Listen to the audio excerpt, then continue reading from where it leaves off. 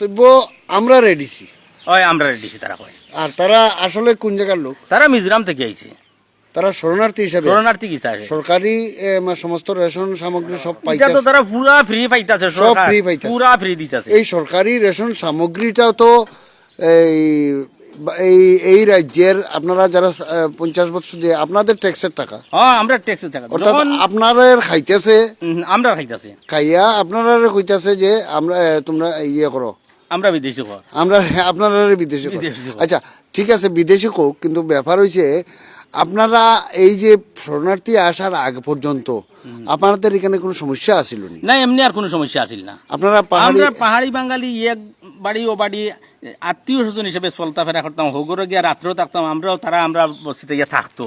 অত এক মিল আছিল আর কি। এই মিলটা ওই তারা আওয়ার পর থেকে আস্তে আস্তে ওই বাঙ্গন দেখা দিচ্ছে। ইদানিং আপনাদের হুমকি কি কোনো সমস্যা হয়েছে নাকি? ওখান তো সমস্যা বলতে কি ওই তো তারা ওই তো গত কয়েকদিন আগে এখানে ওই 9 তারিখে 10 তারিখ তারা আইয়া আন্দোলন করছে। তারা এখানে করছে যে এখানে এডিসির ভিতরে আমরা ত্রিপুরা ল্যান্ড করিয়া দিতে হইব, নাইলে আমরা এইখানে বাঙালি থাকতে দিতাম না। ত্রিপুরা ল্যান্ডটা কি ওই রিয়াং শরণার্থী কইতাছে?